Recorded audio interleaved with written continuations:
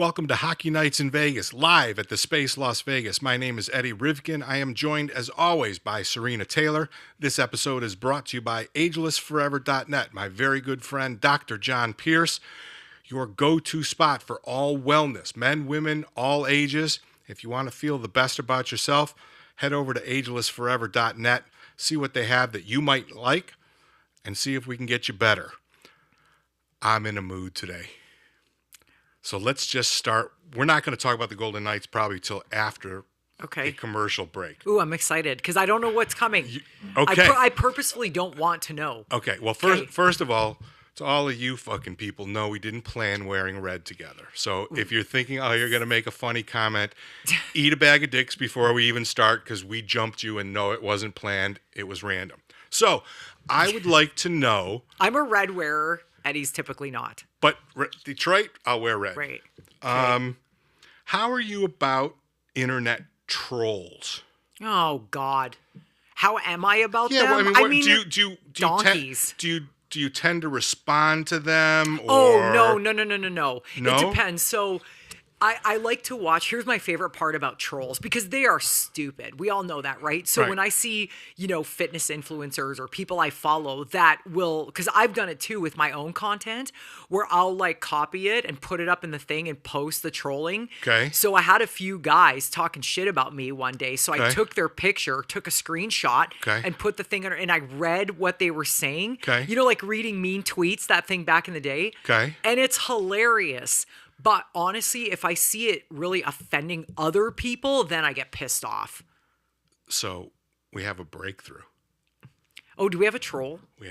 I don't have a troll. Oh, I know it's me because I get them all the time. So if you, between last week and this week's episode, we found these shorts things that I've been posting on Instagram and stuff like that, and they're doing crazy well. A couple of them have over like 1,000 views.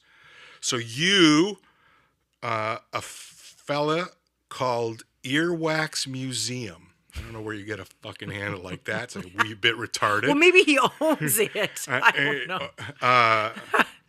You sound like you took your helmet off in a fight and hit the ice. You made the exact point of why, and you also compared knuckles to brains, which shows you obviously don't have one.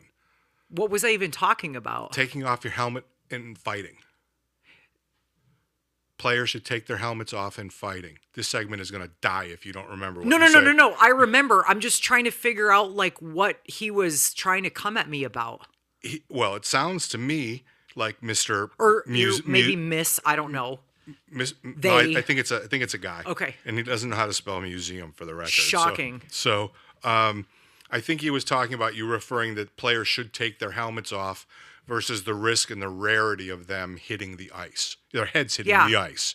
So he thinks you did get in a fight and you did hit your head because you're comparing a player hurting their knuckles on a helmet to a player hitting their head on the ice. So this is the thing about trolls or whatever. I don't even really consider this a troll. This is just a fucking idiot. It's just somebody who's trying to talk shit.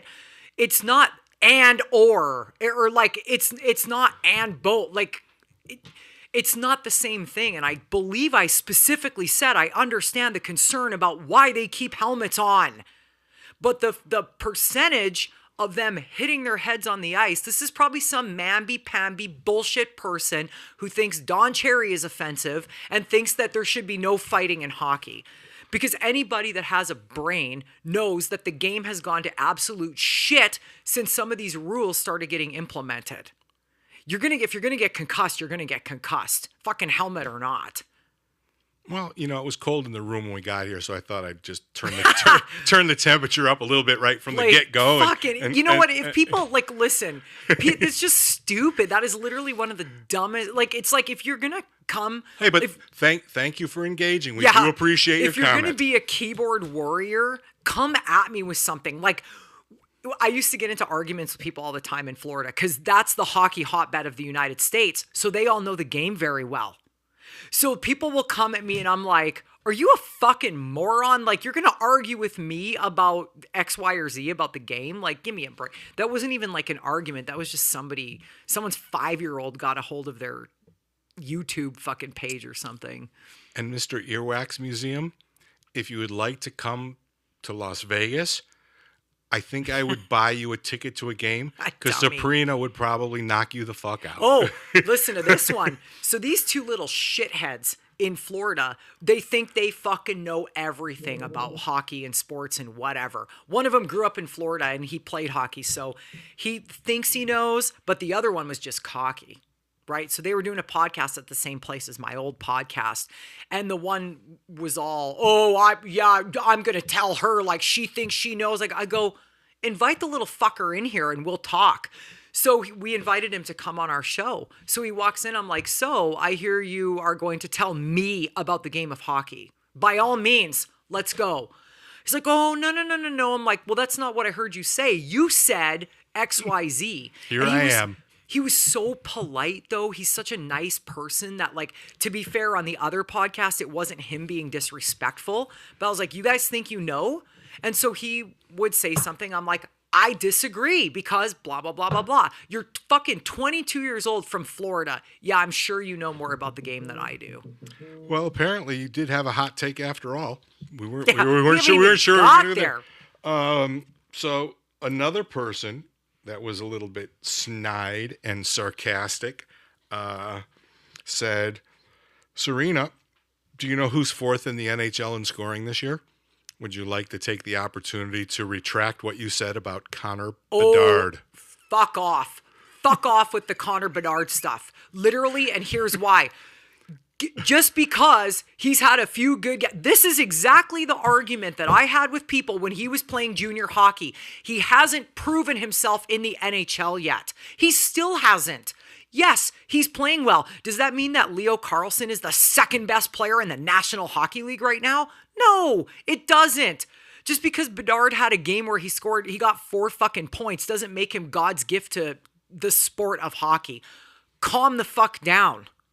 Calm down. Come to me at the end of the year if he ends in the top 5 of scoring, because he won't. So fucking relax. I say one thing and everybody's like, you said this. Yeah, okay. I'm not going to retract shit because I've been watching Connor Bedard for 5 years. So fucking chill out. Unless you have, don't come at me. All right, I think we're done for the day. I think we should just... we can wrap this shit up. Let's go have pizza. We can still get the half price at Metro. If you're going to come and pop off, well, you said this and you're going to come at me, you're going to get it. And if you don't like what I have to say, A, don't fucking watch, and B, get your own podcast. Bottom line.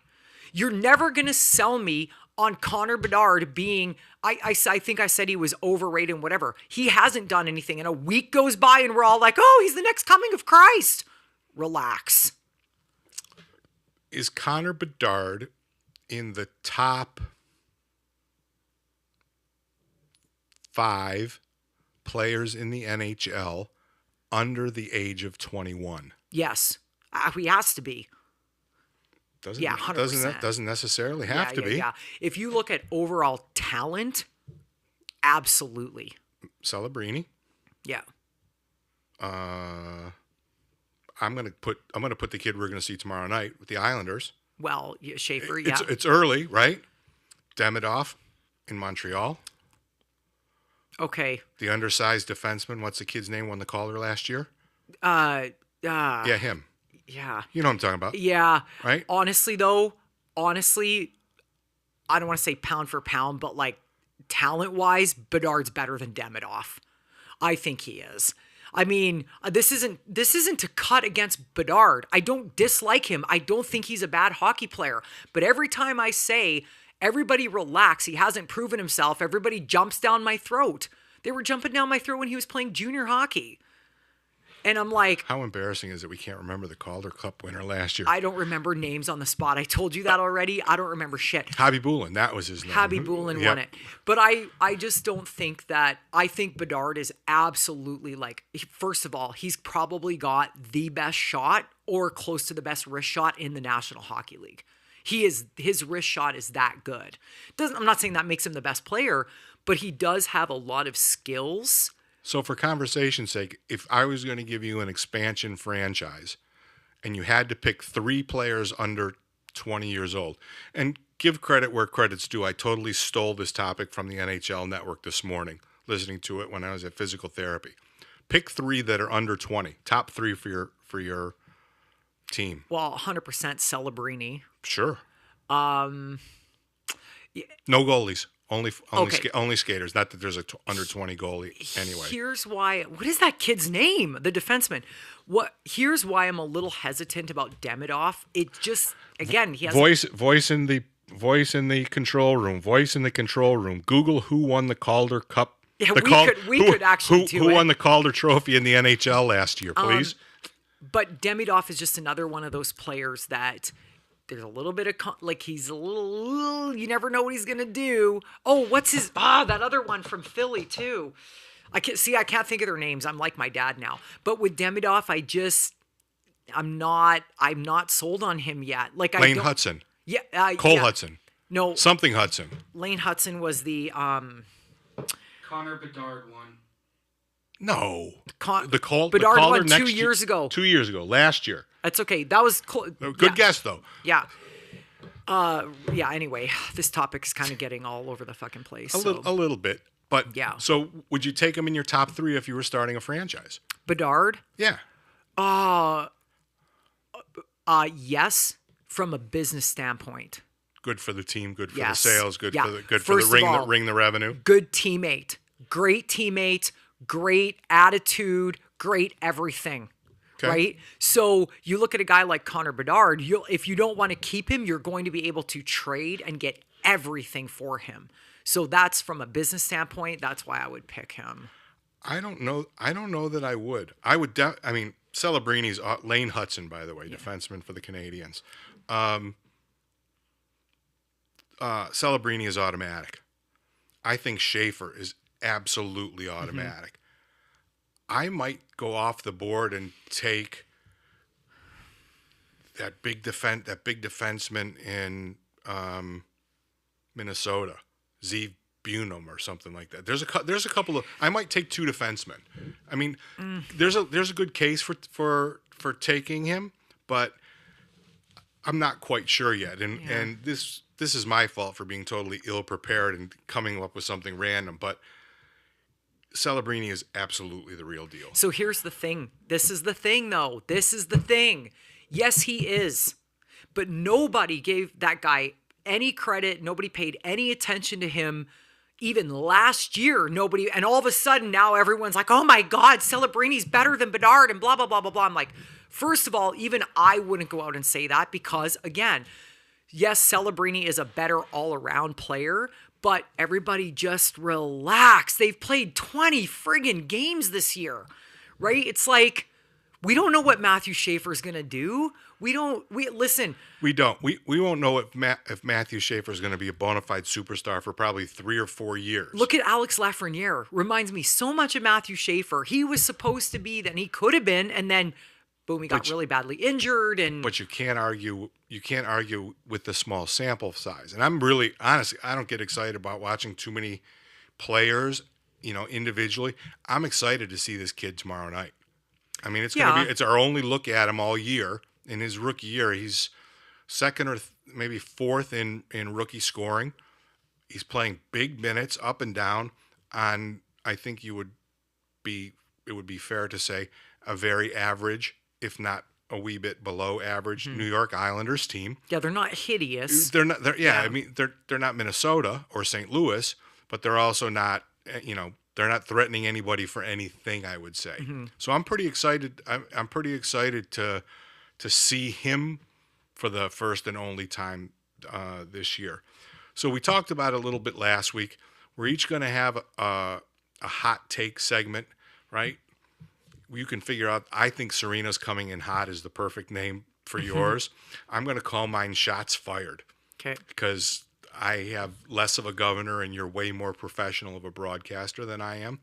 So I'm going to give you my hot take, and then we're going to go to break. Jack Eichel will be the captain of the United States Olympic team, not Austin Matthews. Besides the fact that Austin Matthews got hurt last night, left the game. Two nights ago or last night? I think it was last night. They lost him and they lost the goalie, both last night. Austin Matthews misses Mitch Marner an awful lot more than Mitch Marner misses Austin Matthews. They're thought of that they were just going to bring in Ty Domi's kid and put him on Matthews' line, and everything was going to be okay and hunky dory, and Matthews was still going to score his 55, 60 goals or however many it was. Not happening. They are Toronto.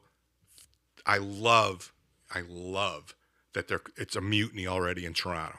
20 games in, they want to string up Berube. They want to fire everybody. They're like, get Shanny out of here. They're right. Austin Matthews has been exposed. Without a dynamic superstar winger like Mitch Marner, he's a top 20 NHL player. He's not a top 10 NHL player, and we're not going to get into that top 10 thing, but that's that one clip of us talking about Cale Makar last episode. Oh, priceless gold. Anyways, Jack Eichel is the best American player, and Jack Eichel will be the captain of the United States Olympic team come February 5th or 6th in Milano. What say you, Serena? I don't care. I think that... Way to give something to the argument. Way to, Well, I don't really have an argument because I don't disagree. I don't really care who the captain is for anybody. Everybody plays as a team. Americans don't. That's different. But...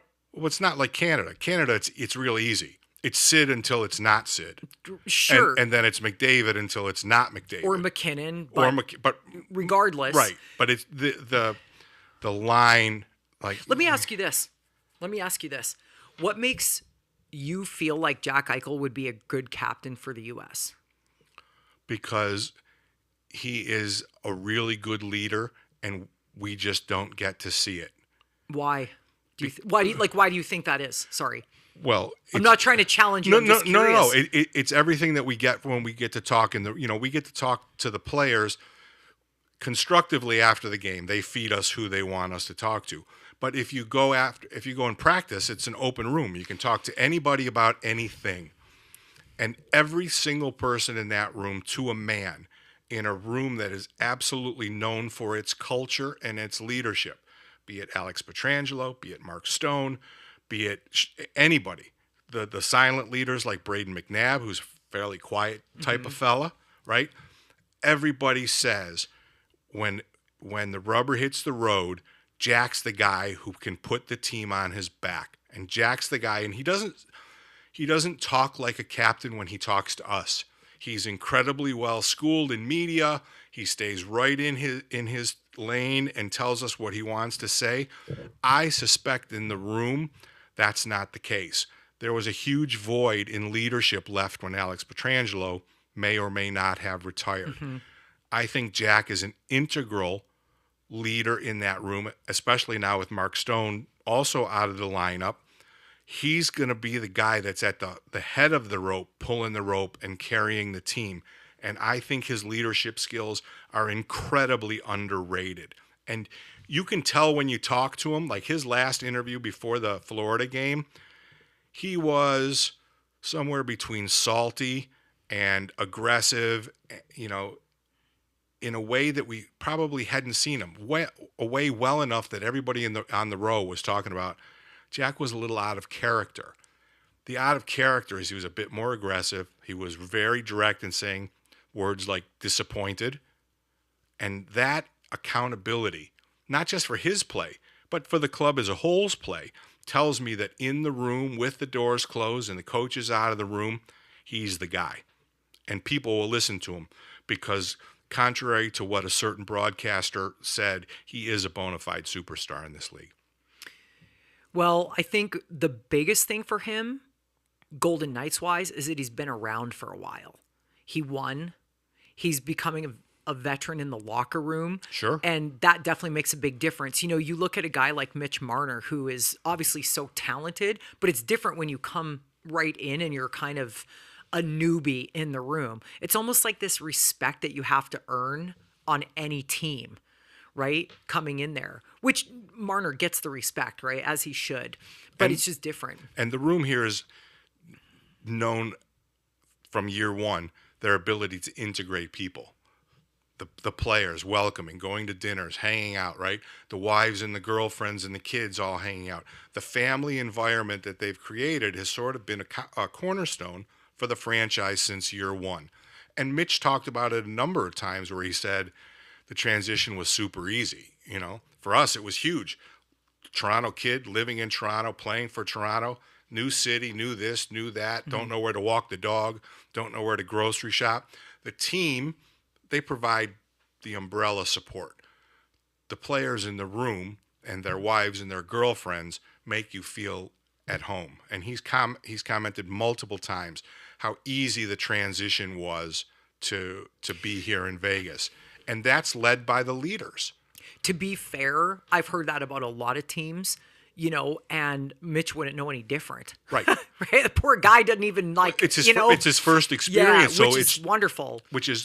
It's true in its, I guess, innocent self, because he doesn't have any. It's not like he's been traded 4 times and has 5 jerseys in his home closet. This is his first experience, and he's a big time player.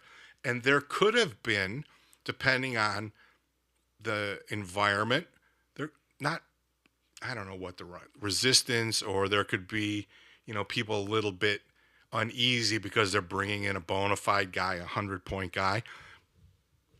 The Golden Knights just look at it as the team is now giving us another piece to win another Stanley Cup. They don't give a shit about anything else. If you think otherwise, that this Golden Knights team, it's win the cup or nothing. I don't care if you're talking about the first day of camp or the last day of the season. That goal doesn't ever change here.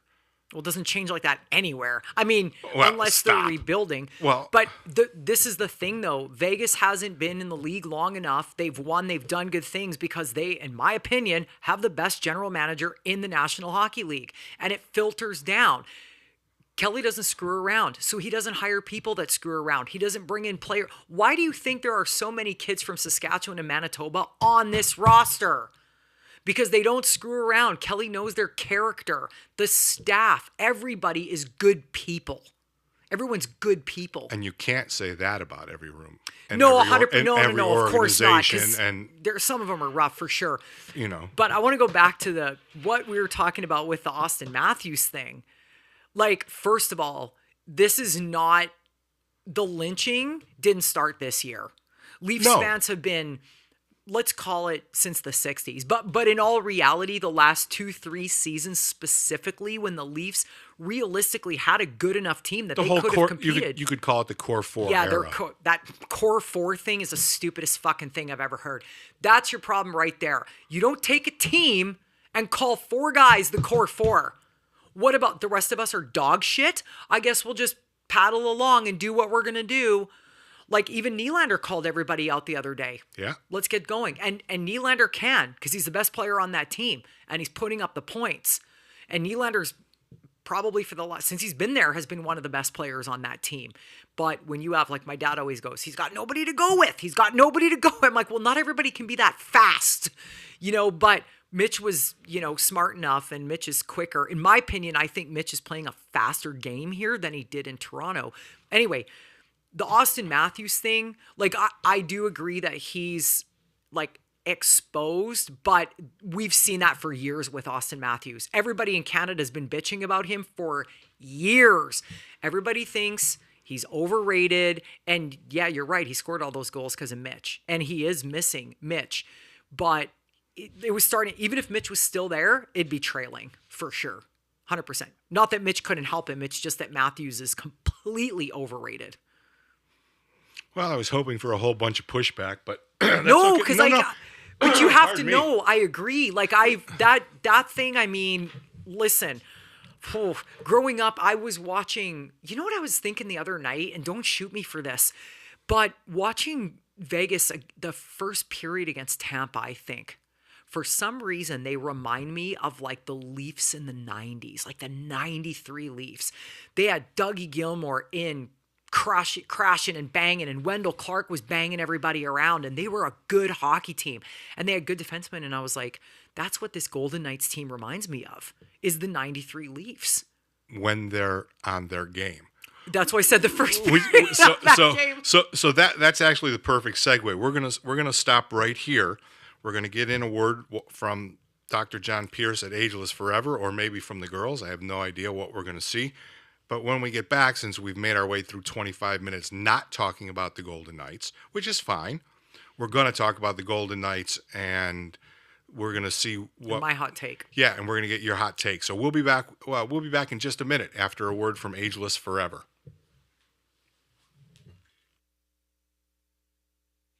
Hi guys, it's Serena at Ageless Forever, and I'm sitting here with Carrie. And one thing that was super passionate for both of us is hormone replacement therapy for women. So Carrie's going to take the wheel and tell you guys the importance of that.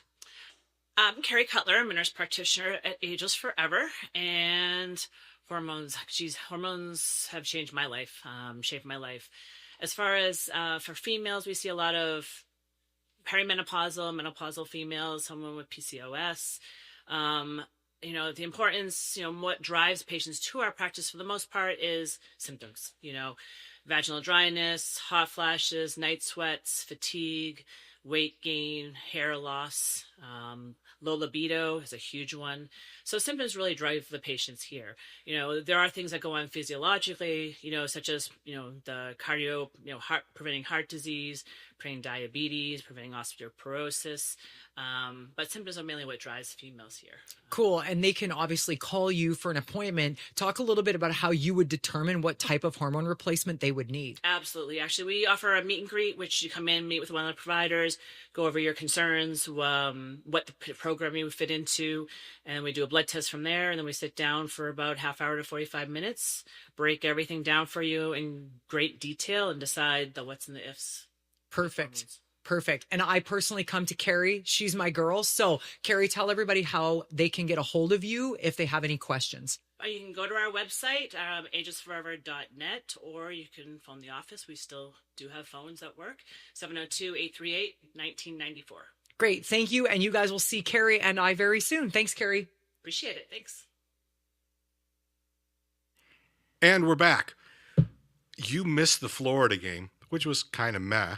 But what you also missed was, God, I don't want to call it a brag, but I got to do the pregame show with Ryan Wallace. How'd that go?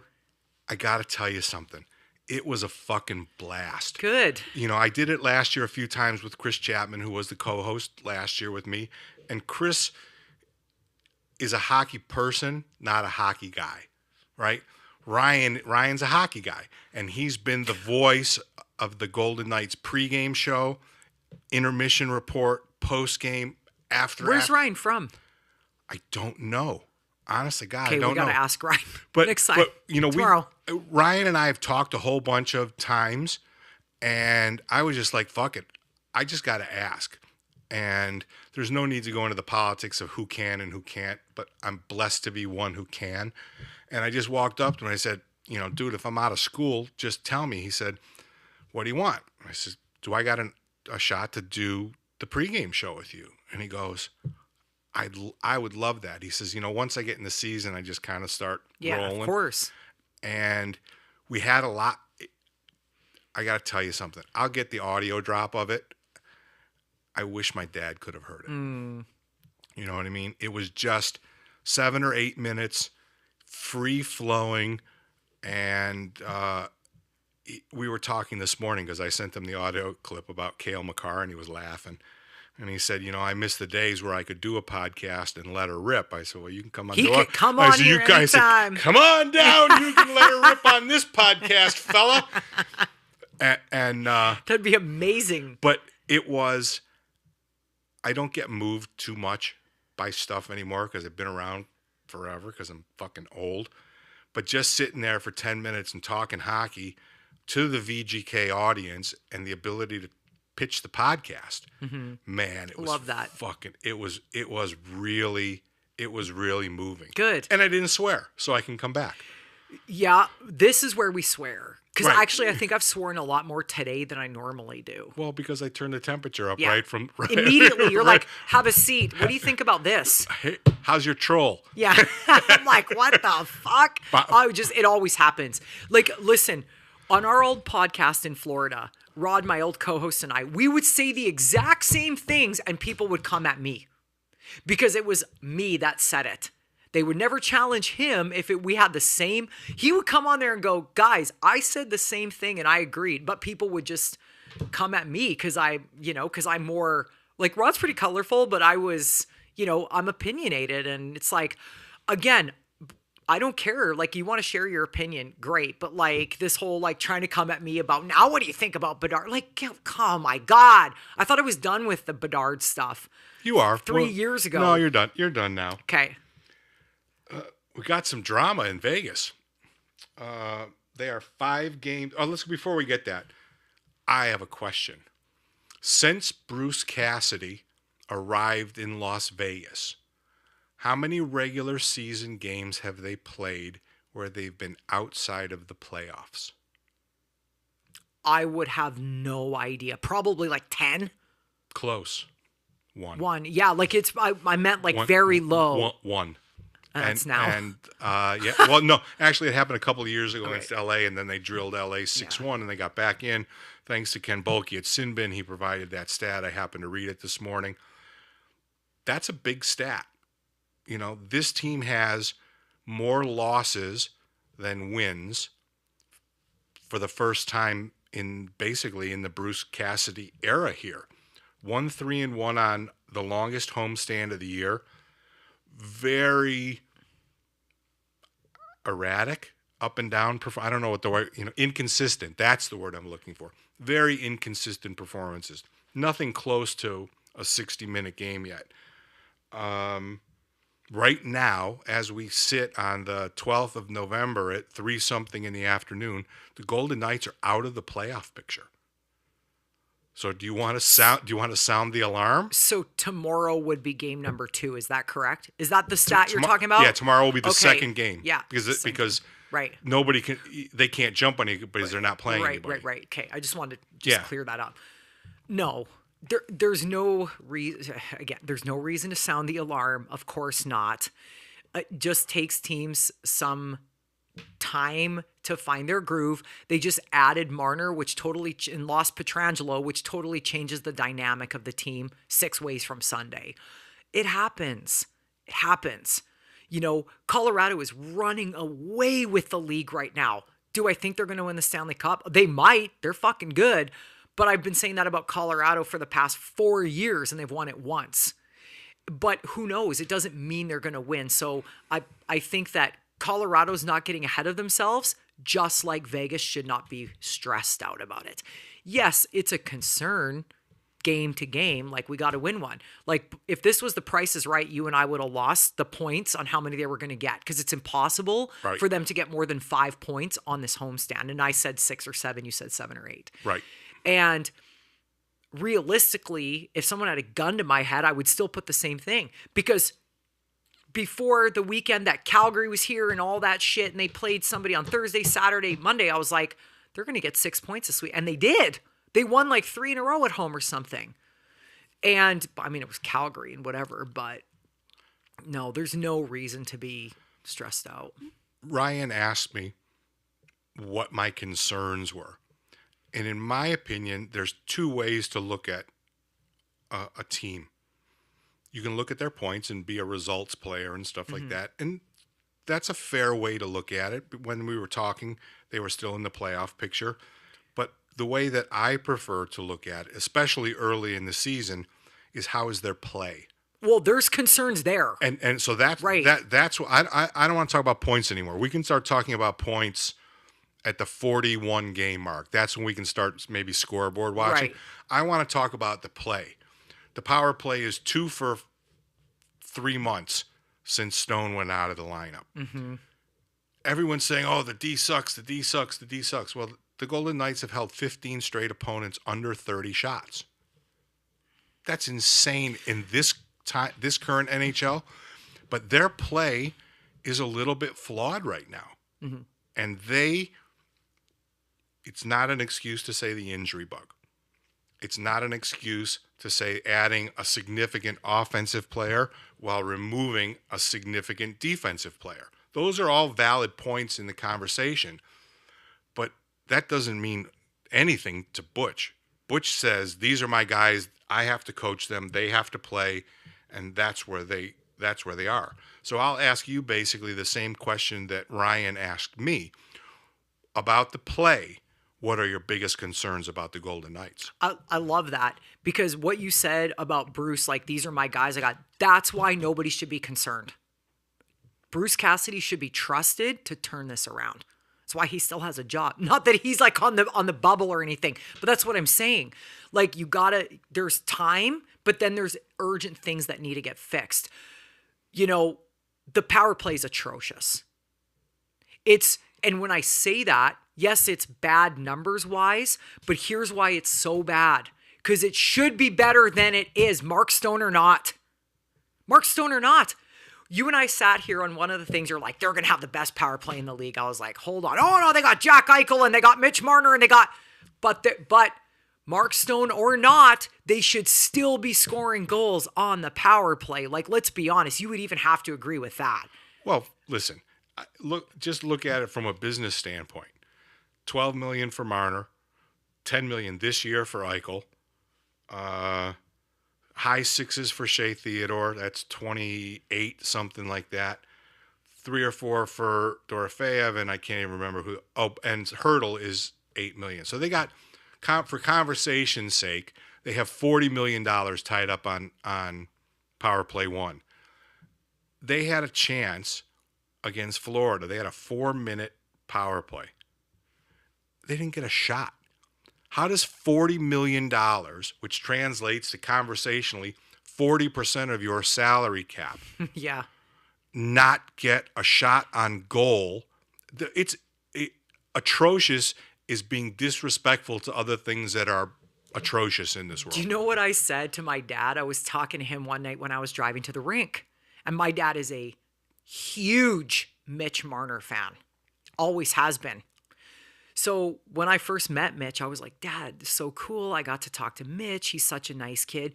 My first thing out of my dad's mouth, you should have fucking told him that fucking Austin Matthews is no good. He should fucking stop it. Like, well, yeah, that's what I'm going to say to Mitch Marner. Sure, Dad. Yeah, that's how I'm going to warm up to Mitch right from the get-go. So funny. He's like, that fucking Austin Matthews. But anyway, so I told my dad, I said, you know, Vegas puts everything into their top power play unit. And I said, I've seen Mitch play a full 2 minutes on the power play. You know what my dad's response was? Well, no wonder he can't fucking score. He's out there for too long. Exactly. Marner's out there for 2 full minutes sometimes, and I don't care who you are. You can't score. There's been times he's been stuck. You're cycling the puck around and whatever. Like, I completely get that. I do. But there's been times where I've seen him stay out there for a face-off. I'm like, he's been out there for 1:30 already. You know, and I think that Bruce is just going, well, fuck, it's got to happen at some point, because it does. Kind of does. And it's going to. It's going to click. It's going to fire. But these are human beings we're dealing with. Every practice that they did in preseason and whatever was with Mark Stone on the power play. All of a sudden, it's gone. Now we got to fix it. Well, that to me, that's the singular biggest issue. You now have 5 holes, but you have all the pegs in the wrong hole. And Yes. not to say that Mitch can't be a playmaker from below the line, but there are a few who are better. He's too good. There are a few better distributors from that close into the net than big, strong Mark Stone. So putting Mitch down there Right. changes his vision on the ice. He's looking up the ice instead of across. You did it last week. Don't get off my ass. I think I kicked it or some shit. Across the ice, but they're too good. Yes, so here's where the biggest problem is. You look at the World Juniors or the Olympics, they click in 2 games. Right? Some of these guys have never played together in international competition. You don't have 80 games to get your shit together. They start clicking and firing right away. I think that's where the frustration is here, where I'm saying they should be better than what they are. We all know that. They should be putting the puck in the net more. There goes the ice machine. Yes, but also too, and this is definitely something that I want to say this.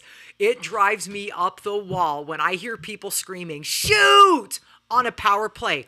Holy, my God, if you have never played the game, shut up. You have no idea. I don't care how much you think you know about hockey. If you've never played, you can't possibly know what it's like to be on a power play. There's a purpose. There's a this, there's a that. They're setting things up. Everyone's screaming, shoot. Yeah, shoot it from the point when there's one guy on you and it bounces off his shin pads and he's on a breakaway and scores a shorthanded goal. Like, let's use our brains here a little bit. That's just my side rant on that. All right, we're taking 10 seconds. Go pull that door. The buzzing of the ice machine's driving me nuts. Okay. Well, you're very ill-tempered.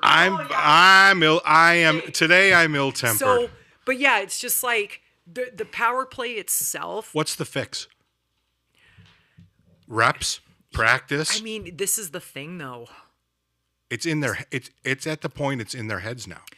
Yeah, like you can't blame Bruce Cassidy. You can't blame. It's just it has to come. It just has to go. It's human nature. You can't snap your fingers and be like, this is gonna happen. I don't know. You ever played like baseball or fastball or whatever? If you ever been in a hitting slump, it is the most frustrating thing. It was called high school. Entire world. My whole high school was in a batting slump. But when you're in a hitting slump and you can't like. Just for the life of you, you can see some of the guys, some of the players in the league that have stone hands. They're trying everything in their power just to score a goal, and it's like it's not clicking. It doesn't click for Connor McDavid all the time. What else concerns you? Okay, I don't think this is a concern, but we were talking about the defense. People need to realize, and when I say people you watching people. There's a difference between your defenseman and your team's defense. Right. So you're bitching that the defensemen suck, but it's an overall defensive game, right? Like it's not just your defensemen that are responsible for defense. Your goaltender, your forwards, everybody's responsible for defense.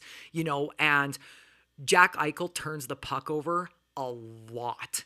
And he shouldn't. He's an experienced enough player that he shouldn't be turning the puck over as much as he does. Here's my concern about the defense.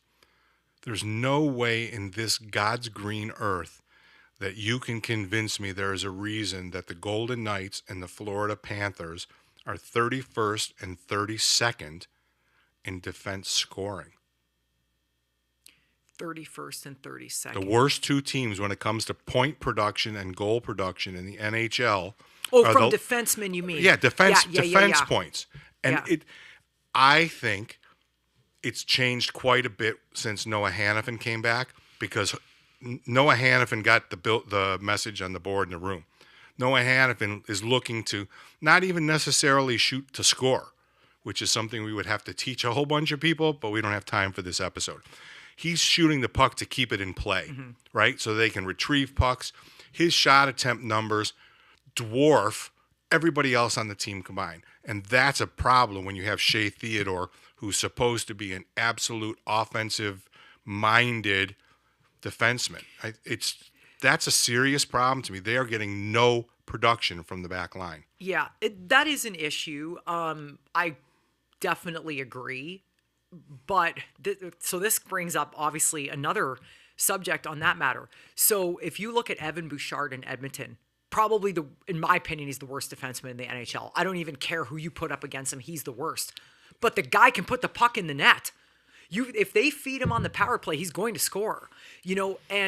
But what I'm getting at with that whole thing is it doesn't matter because he's still so bad defensively versus Noah Hannafin, okay, whatever. But Shea Theodore is the one that plays on the power play. That's not how their power play is set up. Edmonton's is, okay, if we can't feed Draisaitl on the side of the net, we're going to give it to Bouchard at the point. And he's probably going to score. Draisaitl's going to score from behind the fucking goal line or some shit like that, right? But I don't feel like that's what Vegas is doing. They're trying to get it to Dorofeyev or they're trying to get it to somebody else. They're not really using Theodore as a point getter, a goal scorer on the power play, which is not bad. I'm just stating, either way. They have such good forwards that can put the puck in the net. My last concern is depth scoring. And we talked about it not on a microphone, but we were talking about it amongst the people upstairs. This team is easier to play against right now because you don't have to worry about scoring from the fourth line. And the reason that you don't have to worry about scoring for the fourth line is when you get a player like Mitch Marner, you have to give up something. And what they gave up was Nicholas Waugh. Mm-hmm. And I don't say this because he was an incredible guest on the pod last year, but he was. He drove the fourth line. Brett Howden had a career year in points last year. Nick Waugh in the middle. Keegan Colasar, career year in points. Nick Waugh in the middle. We're starting to see the common denominator. Colton Sissons is a different kind of an NHL player than Nick Waugh is. Nick Waugh went up the lineup and played first line and second line minutes when they were hurt. That's not Colton Sissons. That's not his jam. He's a defensive guy. Start in the D zone, prevent the team from scoring, make a transition, and get it to the scorers. The production is zero. Keegan Goldstein has no goals. Brett Howden has 2 goals, but they weren't with the fourth line. Riley Smith, snake bitten. Brandon Saad, snake bitten. If they don't start to get some production from the bottom half of that lineup, teams are going to be able to overload against the Dorofeyev Hurdle and the Marner Eichel, and it's going to be difficult. They need to find a way to get some depth scoring to force other teams to, I don't want to say take them seriously. That's so insulting. The fourth line needs to find a way to make themselves a threat so other coaches have to coach against them, because right now they don't. You could see the other night when Carlson got hurt, Kolazar went up and he immediately changed his game. Yeah. Keegan Kolazar is my favorite Golden Knight. I love that guy. I just love him. And I was like, come on, Keegan, come on, score. He had a lot of good opportunities. He was just playing on a different line. But that was right when Carlson got hurt. Nobody really knew how long it was in the game of it. But yeah, it just makes a big difference when you have a strong center. But again, you've got, shit runs uphill. Right. Stone's hurt. Everybody's got to move up. Carlson's hurt. Now what are we going to do with this guy? It's just you're trying to put together a puzzle that you're missing 3 pieces. Do me a favor. Look right into your camera and pitch Keegan Colasar to come on the podcast. Oh, Keegan has to come on the podcast. Oh, well, we'll get him on the podcast. Look right in the camera and talk directly to Keegan Colasar. Keegan, you're my favorite Golden Knight. You have got to come on our podcast. I'm going to make it happen. He's a good Manitoba boy. He'll come on. Okay, now that we got that shameless plug out of the way. He'll come. We'll get him. But you could see the difference in his play, which, like you and I were talking the other night, you're like, something. I was like, I could score with those guys out there, whatever. But that's what I always said about McDavid and Draisaitl. Fuck, I could score a goal playing with those two, And the Golden Knights have that. They have that punch. But what happens is it's a twofold situation. People started figuring out Edmonton's power play. So they were on Draisaitl. So then McDavid had to start doing the work. It changes things up. It's the same as here. On the other side, we lost Mark Stone. Now we got to change things. Now guys are like, well, we know where they're going to go. We know Martyr's going to do all the work. We know Eichel's probably going to float around because he's strong on the puck. And we know Dorofeyev is just going to sit there and try to whack one in. Right? It's not that hard to figure out. With Stone out there, he's such a bruiser. All right. 7-4-4. I don't know how many points it is. 14-4 is 18. 5th. We've decided you and I aren't going to push the panic button. No, God, the no. fan base already has, but that's okay.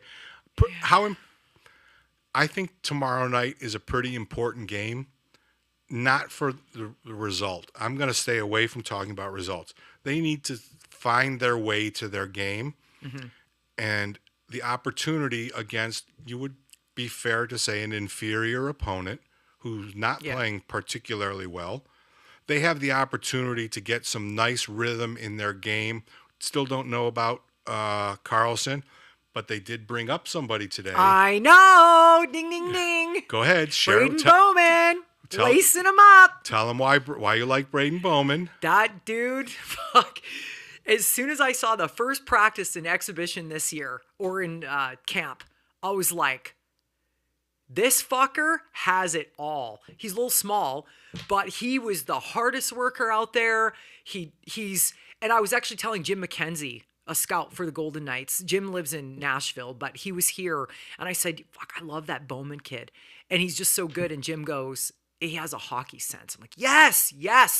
The guy was playing above his pay grade, practicing above his pay grade, and he was on it. And I'm like, that kid right there. Plus, I shouldn't say that kid like I've never seen him. We watch him in junior. We know these kids from junior hockey.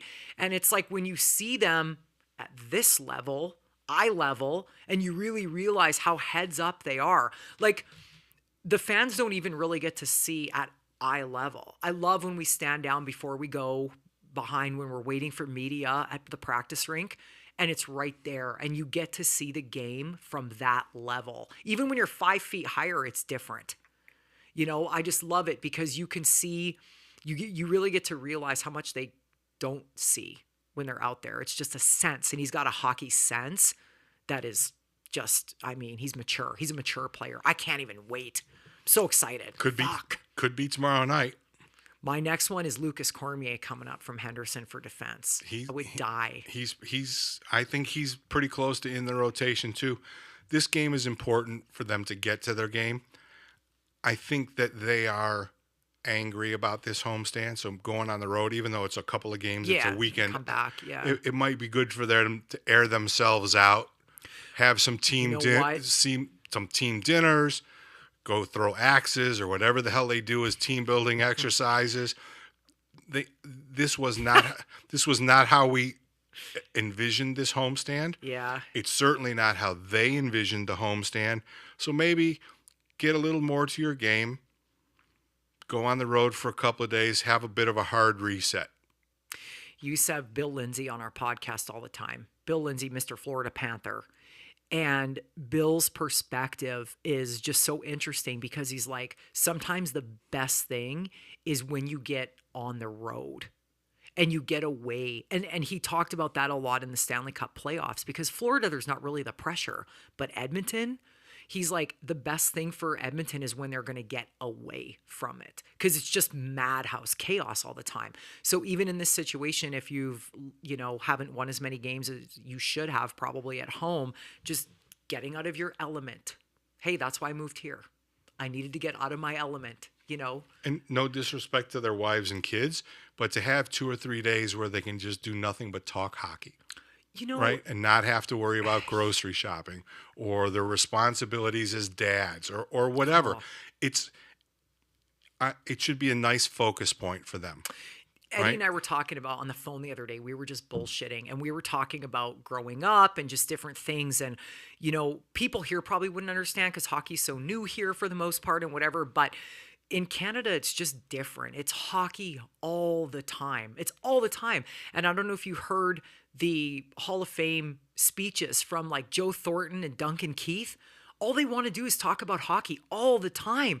Yeah. And that's their release. And talking to Mitch when he first got here with an infant, that's a 3-hour time difference for a baby. Even he was like, this kid like hasn't learned how to sleep yet, because it's hard, right? But it's, you have a baby crying and people don't realize that these are human fucking beings. With lives, with families, with, and not to get off topic, but look at what happened in the World Series. One of the pitchers for the Dodgers right before the World Series, his wife unfortunately gave birth to a stillborn. And I don't even want to think about it, but the support from both teams because it's bigger than the sport. And people don't realize that these people, they have feelings, they have emotions. Growing up, watching Regina and Moose Jaw, there's not a bigger rivalry in hockey than those two teams. Every time they play, there's fights. And I saw, like, when Barrett Jackman, who used to be the captain of the St. Louis Blues, Jackman played in Regina. And I remember as an 18-year-old, I remember one time we were in Moose Jaw, enemy, and he's skating off the ice at the end of the period, and a grown man was like, "You fucking piece of shit, Jackman, you fucking cocksucker." And I'm like, he's 8, he's a child. And in that moment, I went, holy shit, some of these people are out of their minds. And it really humbled me to see that, because they're humans. But they're making $12 million. So what? They're humans. Well, I'm done talking for this episode. Next episode is going to be next Wednesday, same time, 3 o'clock, live on YouTube from the space. If you want to see what they're up to here, www.thespacelv.com. Yes, I got the fucking plug right. 1 time out of 5. No, I think you got it right last week.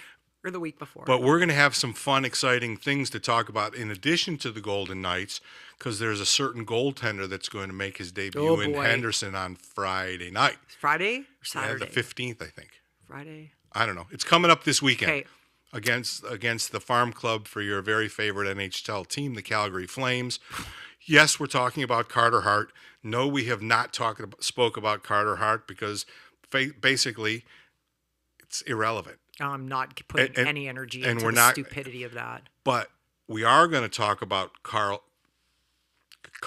Hart, the goaltender, because we're going to have a little bit of something to see with our own two eyes to see how he's coming along. Yeah. So there's your teaser for the next episode, next Wednesday, 3 p.m. Pacific time, live on YouTube. Thanks, as always, to my good friend Dr. John Pierce at Ageless Forever. This episode is in the books, and we still have time for half-off pizza at Metro Pizza. That's where we're going. We are out of here. Done. Shameless plug. Shameless plug. Sponsor us.